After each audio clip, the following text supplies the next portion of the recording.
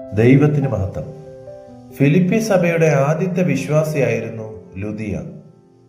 പുഴവക്കത്തെ പ്രാർത്ഥനാ സ്ഥലത്ത് പൗലോസിന്റെ സുവിശേഷ പ്രസംഗം കേട്ടുകൊണ്ടിരുന്നപ്പോൾ കർത്താവ് ആ സ്ത്രീയുടെ ഹൃദയം തുറന്നു.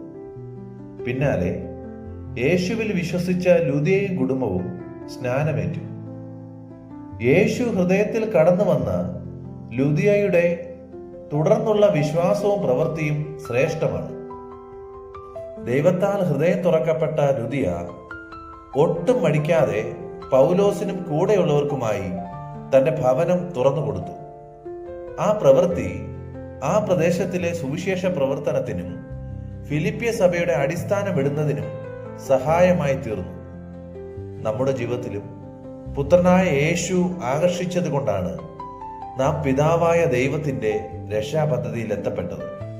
എന്നാൽ ദൈവം ഹൃദയത്തിലുണ്ടെന്ന് അവകാശപ്പെടുന്ന നമ്മൾ ദൈവിക പ്രവർത്തനങ്ങൾക്കായി നമ്മുടെ ഭവനം, സമ്പത്ത്, വാഹനം, ആരോഗ്യം, വിദ്യാഭ്യാസം, സമയം എന്നിവ തുറന്നു കൊടുക്കാറുണ്ടോ? മറ്റുള്ളവരുടെ പ്രശ്നങ്ങൾ കേട്ട് കേവലം പ്രാർത്ഥിക്കാമെന്ന് മാത്രം പറഞ്ഞ് കടന്നു കളയുന്നവരാണോ നമ്മൾ? പ്രവൃത്തിയില്ലാത്ത വിശ്വാസം സ്വതവേ നിർജീവമാകുന്നു. നമ്മുടെ വിശ്വാസത്തിന്റെ നിർജീവ അവസ്ഥ മാറ്റി ദൈവത്തിനായി പ്രവർത്തിക്കുവാൻ നമുക്ക് തീരുമാനമെടുക്കാം.